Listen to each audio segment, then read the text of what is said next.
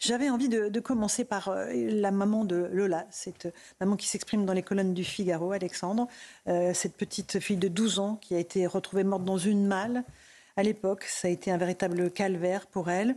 Sa maman est meurtrie, c'est la première fois qu'elle prend la parole. On va écouter ce qu'elle dit avec Sharon Camara dans ce sujet et on en débat ensuite. C'est la première fois qu'elle s'exprime depuis le drame. Après l'assassinat de sa fille Lola en octobre 2022, Delphine Davier-Hôpital s'est confiée dans une interview accordée au Figaro. Je suis encore en arrêt maladie, je ne me sens pas capable de retravailler. Ma vie sera toujours compliquée. Ce n'est pas un sujet dont on parle en famille, je n'en ai pas envie.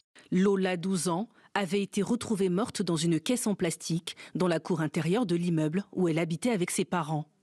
Très vite identifiée, sa meurtrière avait reconnu les faits sans pouvoir expliquer son geste. Les attentes, c'est que l'autre paye. J'attends de savoir ce qu'elle va dire, ses réponses. On se pose toujours la question du pourquoi. Pourquoi l'autre a fait ça? Pourquoi Lola? Pourquoi tout ça? Cette dame a tout détruit. Tout ce que j'avais. Ma fille, mon mari, notre boulot. Tout a volé en éclats. J'aurai toujours cette cicatrice. Personne ne pourra me l'enlever. Que ce soit mes sœurs ou n'importe qui d'autre. Dabia Benkired, 26 ans, était pourtant sous le coup d'une OQTF depuis 2 mois lorsqu'elle a commis ce meurtre. Une situation qui n'est pas sans rappeler le cas de Philippine, sauvagement assassinée en septembre dernier.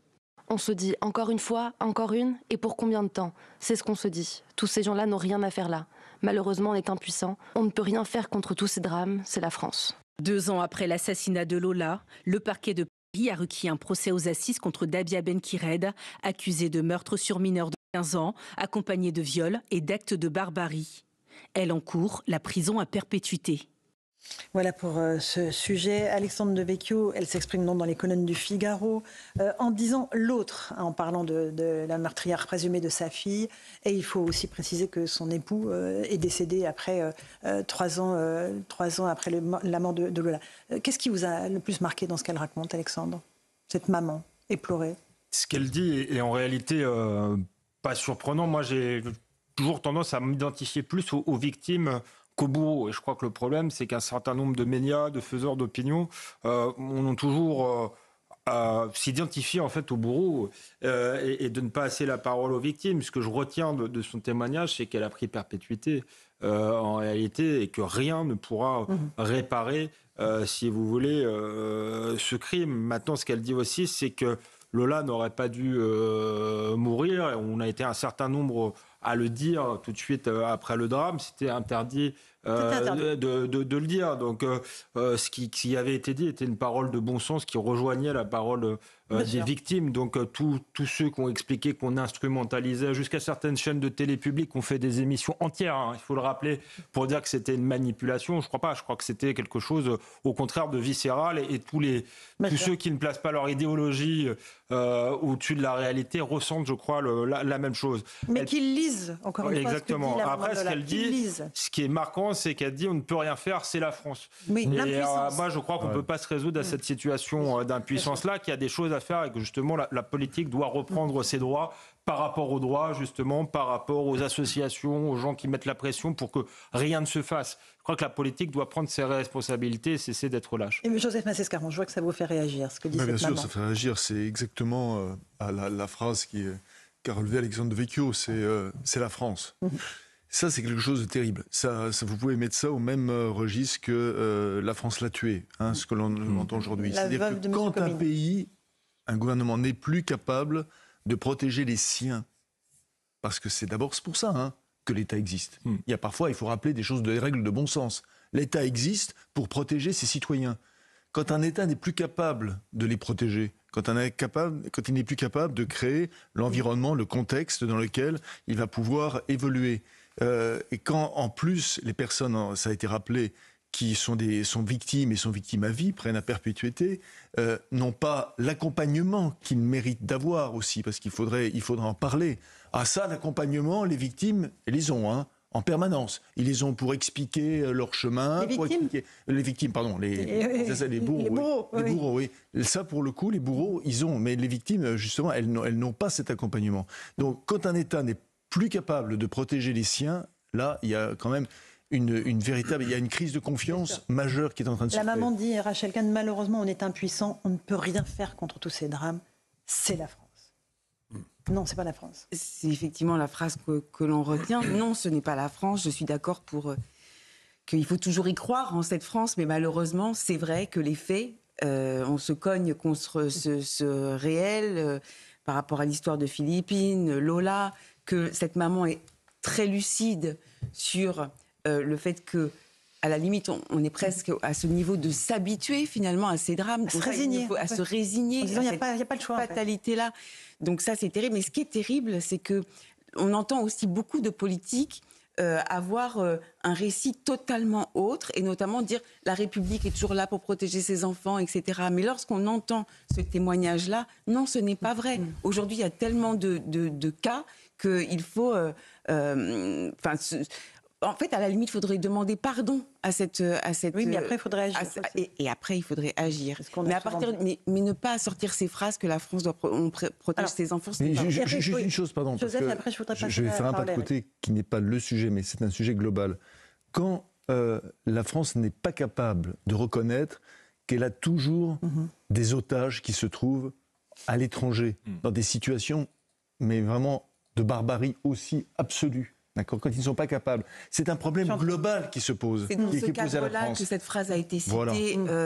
la semaine dernière. Éric Revel. Et après, on écoutera des sonores. Partage, mais il y a une autre phrase qui m'a marqué dans l'interview de la maman de Lola dans le Figaro. Elle dit tout le monde sait qu'elle n'avait rien à faire là, l'autre, puisqu'elle était sous OQTF, et ça renforce ma colère. Pourquoi je cite cette phrase ? Parce que, comme vous le rappeliez tout à l'heure, Alexandre, une partie des médias, notamment publics, ont montré du doigt ceux qui, entre guillemets, parlait de l'atrocité de ce qu'avait vécu cette petite fille. Mais en fait, que dit la maman aujourd'hui dans la très bonne interview du Figaro, très émouvante ? Elle dit, elle n'avait rien à faire là. Sous-entendu, si elle avait été expulsée, ma petite fille serait encore en vie. Eh bien, personne n'accusera évidemment la maman de Lola de récupération politique. Et pourtant, qu'est-ce qu'on s'est pris ? Alors, écoutez, justement, Éric. Écoutez, parce que ça, on va faire un petit saut en arrière. Vous allez voir, c'est intéressant. Ça a beaucoup bouleversé les Français et ça continue. Moi, je vois sur X, anciennement Twitter, tous les jours, il y a des comptes qui retweetent la photo de Lola et qui disent on ne l'oubliera jamais. Et pour qu'on ne l'oublie jamais, on retweet tous les jours ça. Je voudrais juste vous faire écouter, c'était en octobre 2022, donc pile 2 ans, Éric Pauget, député des Alpes-Maritimes, interpellait à l'Assemblée Éric Dupond-Moretti, ancien garde des Sceaux, sur le fait que la meurtrière présumée de Lola était sous OQTF. Écoutez d'abord Éric Pauget et la réponse d'Éric Dupond-Moretti. Écoutez-le. Lola a perdu la vie parce que vous n'avez pas procédé à l'expulsion de cette ressortissante qui n'avait plus rien à faire ici. Voilà la lourde conséquence de votre inaction. Enfin, je ne sais pas si la justice des hommes pourra être à la hauteur de l'impardonnable, mais je réclame un droit au procès pour Lola. La France ne saurait tolérer l'irresponsabilité pénale de ces bourreaux qui n'ont leur place que dans l'avion ou en prison. Je vais vous dire les choses comme je les ressens. Faire de la petite politique, de la petite poloche, se servir du cercueil d'une gamine de 12 ans, comme on se sert d'un marchepied, c'est une honte, monsieur le député. Ne rajoutez pas à l'atrocité la plus absolue le commerce indigne de la démagogie. Et je pense que le meilleur reste à venir dans quelques instants, car vous êtes toujours au rendez-vous du malheur dont vous faites depuis des années votre miel. Voilà pour cet échange, Louis Dragnel, qui date de 2022. Quand on lit aujourd'hui l'interview de la maman de Lola dans le Figaro, on se dit mais comment ont-ils osé en fait ? Comment a-t-il osé ? Eh bien, non, mais c'est la caricature, c'est un discours qu'on a déjà entendu beaucoup de fois, malheureusement, où vous êtes dans l'interdiction d'exprimer la moindre émotion. Il vient de se passer un drame, vous êtes sommé de dire, c'est l'espèce de sentence, il y a le temps de l'émotion et ensuite viendra le temps des actes et ma main ne tremblera pas, sauf que le temps des actes ne vient jamais. Et c'est ça qui rend complètement dingue et qui rend en colère quasiment tous les Français. Et ce qui est vrai, c'est que c'est une insulte à la mort de Lola, parce que qu'a fait Éric Dupond-Moretti depuis, qu'ont fait tous les acteurs gouvernementaux à l'époque. Aujourd'hui, on en a parlé tout à l'heure, c'est exactement le même discours. Vous dites on souhaite expulser davantage les OQTF. Oh là là, accusation en néonazisme. On souhaite faire une nouvelle loi immigration, ça ne sert à rien, c'est grotesque, c'est pathétique. Vous voulez faire des clins d'œil au RN. Et en fait, c'est toujours ce même discours-là. Et c'est pour ça que je comprends ce que dit la maman de Lola, et qui est fracassant de tristesse, son témoignage. Il est fracassant de tristesse. Mais quand elle dit aujourd'hui c'est la France, en fait, c'est ce qu'est devenue la France. Mais ce que j'ai envie de lui dire, c'est en fait, la France, ce n'est pas ça. Et ça ne doit plus être ça. Et je pense que le message d'espoir, il y en a un. Alors, il est difficile à exprimer, il est difficile à mettre en valeur, mais le jour succède toujours à la nuit. Et là, on est au fond de la nuit, là, on est au fond du seau, au fond du trou. Mais j'ose espérer que, voilà, il y a des politiques, il y a aussi des Français qui vont ouvrir les yeux et se rendre compte que la situation actuelle, ce n'est plus la France, c'est pas ça la France, et qu'il faut que notre pays retrouve sa grandeur. Il y a quelque chose qui a changé, il y a quelque chose qui a bougé depuis cette intervention, qui était une intervention lamentable, qui montre à quel point M. Dupond-Moretti était d'une erreur totale de casting à sa place. Il y a quelque chose qui a changé, c'est que la parole des parents des victimes, aujourd'hui, les parents des victimes ne récitent plus une forme de catéchisme qu'on les obligeait pratiquement, médiatiquement, la baïonnette dans les reins à réciter. Ça, cette période est terminée. Il fallait la marche blanche, les nounours, les bougies et surtout pas de discours. Et leurs paroles, à chaque fois, moi je suis vraiment saisi de ça et d'émotion, comme nous tous ici.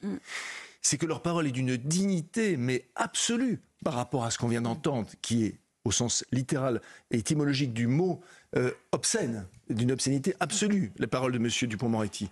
Donc, ce qui a changé, c'est ça. C'est-à-dire que la parole des parents des victimes, rappelez-vous la veuve de M. Comines, le gendarme qui dit... France a tué mon mari. France a tué mon mari. Voilà, le jour de la cérémonie, c'était absolument poignant. Dernier mot, Éric ? J'espère que Éric Dupond-Moretti a regardé l'émission, est en train de la regarder et a vu ce qu'il avait dit à ce moment-là. C'est absolument terrifiant, mais c'est terrifiant. Vous vous souvenez dans quelles circonstances a été retrouvé le corps de la petite Lola dans cette malle. Enfin, tout le monde connaît les détails.